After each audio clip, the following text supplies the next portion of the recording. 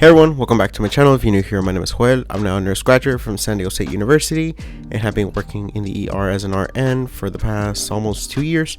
And for today's video, it's going to be, is nursing worth it?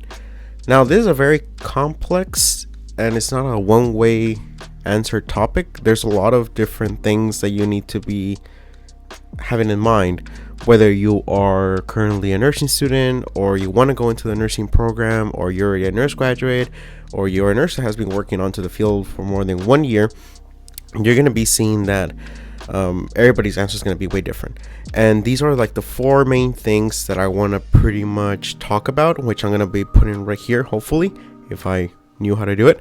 So you guys can see what the topic's going to be touching on. And yeah, we'll go from there.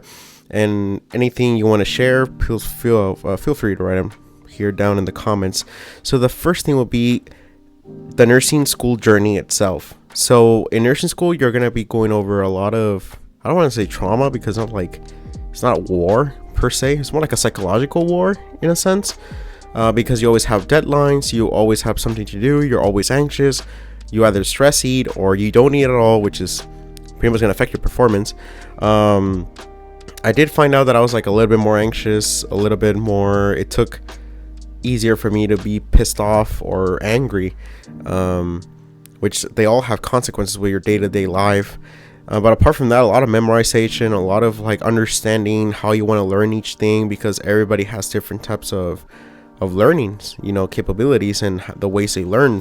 For example, you might be auditory, you like to listen to podcasts, YouTube videos when you're doing something like dishes or making your sandwich or whatever. There's other ones who need to be hands-on. They need to, like, when they're doing like the skills, they want to like touch and see like how everything's done there. And there's other people who are visual. They just like see videos and or how to do a skill, and that's pretty much it. And with me, I tend to be more of a visual and auditory. I don't like doing like hands-on a lot. So that's me, right? So you need to adapt yourself with that. But so if you already think you already have like some studying skills in nursing school, you're gonna see, like, since you have to learn way more things, you have to expedite how you learn stuff. So you need to like find new ways to teach yourself pretty much a lot of the things, and that can really be overwhelming. And since you have like a lot of tests, like literally like each week, sometimes it's really hard to keep up depending on the nursing program that you're in. There's some nursing programs like they're pretty much, you gotta do good and you cannot fail any exams, because if you fail 3 or more, you're out. There's other nursing programs who tend to be more lenient on that, so you tend to have a little bit more space and time to adjust. So it really does depend. But like the whole nursing school journey can really determine or make you have that question a lot, even the first week, first month, first year, it's always going to be there. Like, is it worth it? Is it really worth it?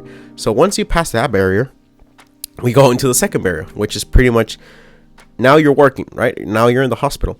But I did not have any previous, like a job before nursing in the hospital. So before, I was a tutor at the community college that I was in, and that's pretty much it, But there's a lot of students, nursing students, who have been CNAs before, or medical assistant or anything like that, so they have like a little bit of a taste of what's it like being there.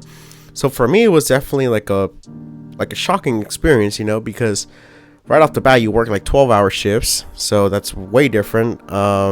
You're obviously given a lot more responsibility, and the staffing pretty much, it will really determine whether you make it or break it, because it really does depend on how they treat you, the opportunities they give you, and if they like you, pretty much. Because if they don't like you, if they really don't want you there, they're really not going to give you a really good experience there. They're not going to give you any critical patients, and if they do, they're probably not going to help you a lot.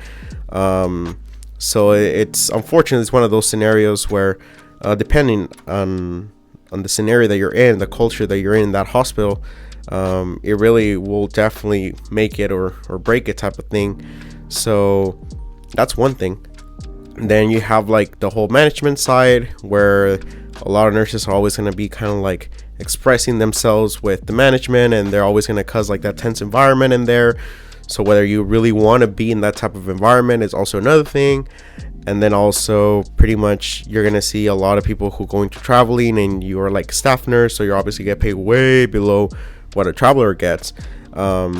So you also see it on that angle, right? Like the monetary angle, the economic angle, that you could be making way more if you work in a prison or in the county or a traveler than in the hospital.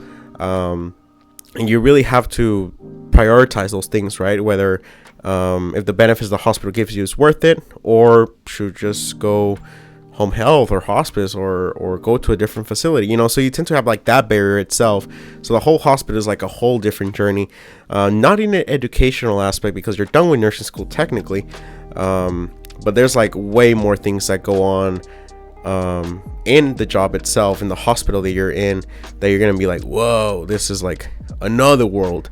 So a lot of people, when they were working like in the COVID pandemic, they couldn't take it. They were just like too tired, too mentally tired, too drained, that they were like, hey, like, you know what, this is way too much responsibility. Like I'm being given myself, it's kind of like a death sentence in a sense for a lot of the patients, and you're seeing how all of them are dying. I did have a lot of friends who were working during the times of COVID, and they were saying like, dude, like they were just dying left and right. And that, that gives you like a trauma in your mind, like some PTSD or whatever, a lot of anxiety. So it also tends to take nurses out of hospitals or just nursing itself, so that's another thing, they really, it is a lot of things. Like once you pass one barrier, I feel like you're in a new barrier now. I don't see it, or I haven't heard that it's like, oh no, everything's peaceful, everything's nice, like they're not just like that. It's always like there's a new problem. So yeah, but at working in the hospital, you also need to see it in the other angle, which is what you're doing in the hospital, right? You're not just there just sorting papers, you're there helping patients directly, affecting the patient's life, in a positive way. They come in the most vulnerable, they are pissed off, they're angry, they're upset, whatever you want to call it, they're scared. I rarely see a patient that's happy by being in the hospital. So if you like that side where they come in very vulnerable and you really help them and you really make an impact on them, which might not just be like giving them a blanket or a pillow, but just like, reassuring them that what you're doing is like the right thing, explaining to them like why we're doing these type of medications, explaining to them like with the doctor when they're at the bedside, explaining to them like what the diagnosis is and what does that mean, how are we going to treat it, always keeping them informed and how they're getting better each day, and you seeing that, how they came in pretty bad and then now maybe in less than a day, they're fully better and they can go home walking, where before they had to be brought like in an ambulance and they were like all dizzy and they didn't know where they were. So seeing the before and after for a lot of nurses can definitely be something that they like to see, that they oversee the whole management or administration side. They see the whole economic thing. They see above all the drama that's going on in the hospital.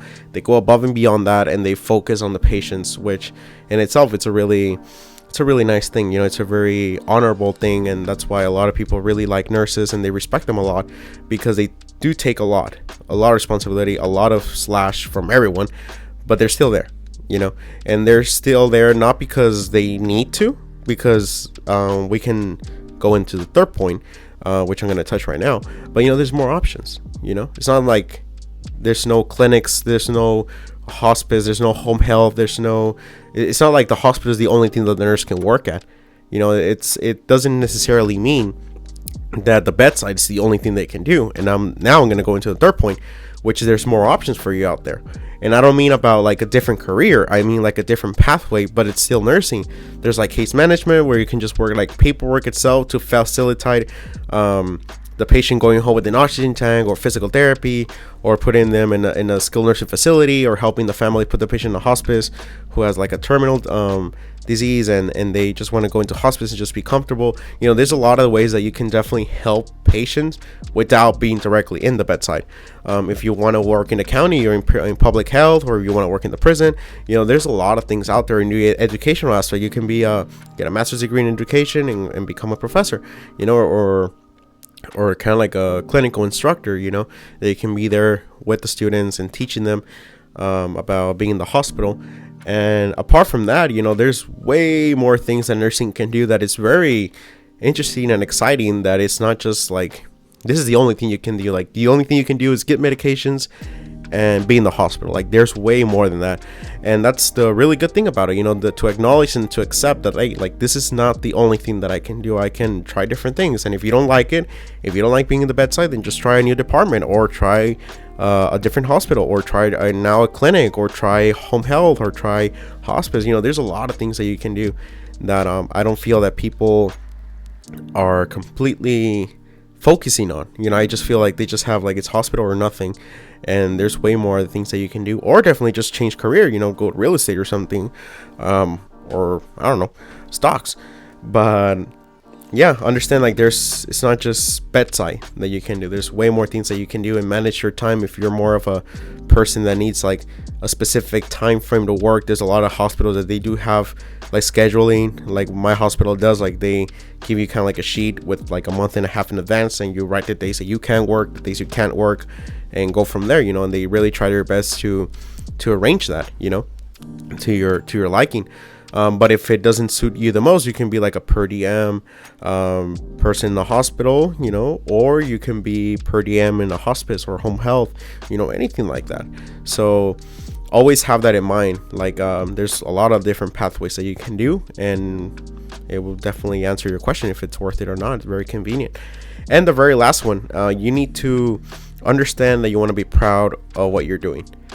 So that's a really, really big thing. And I didn't write happiness, because I don't think happiness is definitely the question you should be asking yourself, if I'm happy. Because, I mean, most of the time you're not really happy. You're grateful, which is way different than happy. But it's not like you go to work with a big smile on your face unless you have your Starbucks on your right hand, right? But you really need to be proud of what you're doing, to be able to express it to your patients that you're proud of what you're doing, and to your family members as well. If there's like a reunion or a get together, like, being proud of what you're doing, not just saying it like, oh, well, it's the only thing that there's left, so I'm doing this. It's not like that. You really have to be proud of what you're doing, because it's pretty much what you're going to be doing for pretty much not all your life, ideally, but it's going to be taking a lot of your mental, I don't know how to explain it, but it's going to be a thing that you're be doing for a lot of years, and you at least want to be proud of what you're doing. Because just saying like you feel happy, it's kind of like saying, I don't really believe that someone can just be like 100% happy all the time. And I don't feel it's right to proper your decisions by an emotion, because emotions change time to time. You are a person, you have different emotions. You might be pissed off one day, the next minute you're happy. Then the time that you're happy, you can be pissed off or angry. So you should never decide something based on your emotions. Emotions change time to time. You as a person don't change time to time. So I never want to make any decision with my emotion itself. It's always good to kind of like do a step back and be rational about it. Really, really, really, really ask yourself if what you're giving or what you're inputting is equivalent, or you feel satisfied with the return itself as well. You don't want to just be putting in a lot of hours in the hospital and be mentally drained and not traumatized, but you're like all gone and you don't want to do anything anymore, rather than just be at home in bed or just watching Netflix. You don't want to explore the world or make memories with your very close friends or your loved one. You just rather be at home. Well, some people like that, but you don't want to have a job that is full, like draining everything from you to the point that you don't want to do anything else, like when you're off. I don't really feel that's a very healthy thing to do. So you want to be proud of what you're doing, and if you don't feel proud, like I said earlier, there's a lot of options out there. And if you don't want to just jump the wagon into a different, if you don't want to just go from a hospital to like something else because you don't know if that something else is worth it, you can just try like part-time or per diem, or see videos out there from people who are doing that, the thing that you want to do. If you have been in med surg for a while and you want to try labor and delivery or NICU, if you don't want to do that step, either just talking with the manager from that department and be like, if you can shadow, if you can just be there to see, or there's a friend that you have there and they can explain to you what you guys are doing to see if it's worth it. It all comes from those things. So never be like too scared to do it. Obviously you're gonna feel scared, you're gonna feel very intimidated because it's something new. You don't know what you're getting yourself into, But rather than just going full time, if you really are like super scared and you at least want to try it, you can just do like part-time, just do like a day or per diem on that department, and you can try and see if you like it. And if not, then hey, it's no biggie, you know. It's like, it's not for you. It's like, it's okay. It doesn't mean that you're weaker. It doesn't mean that you're stronger because you're in that. It doesn't mean anything like that, you know. And don't really guide yourself on the things that other people will say, because at the end of the day, they're not paying your bills. They really have no influence in your life whatsoever unless you give them permission to do it. So yeah, I mean, it's just what you want to do. It's literally what you're going to be doing for the most time of your life, so might as well you enjoy it rather than just fulfilling someone's mind. You know, you want to be proud of yourself, you want to be grateful for what you have, yes, but don't let other people's perception determine your happiness, because then you're never going to be comfortable ever at all. You're just going to be a pleaser, and no one really wants to hang out with the pleaser. So yeah, that's pretty much it. So that's pretty much like a really short video, and I know it took a while. It didn't take like a 5-minute video, because there's a lot of things that you really have to see. And whatever decision you want to do, it's okay, you know. And if you're 20s, 30s, 40s, it really doesn't matter, you know. One thing that my parents have taught me is like, it's way better to try something and fail at it, and you're like, you know, you already know the outcome, than always having that fulfillment in your head that I should have done this, I should have done that, but I never did it, and now it's too late. So always try, you know. Worst thing that can happen is like, it wasn't your fit. All right, but now we know. Now you can try something different. All right. So yeah, please feel free to drop it here in the comments what you guys think about it, any questions, comment, concerns. And yeah, that's pretty much it. So you guys still here until the end of this video. Thank you so much, guys, for watching. I'll see you guys into the next video. Bye bye.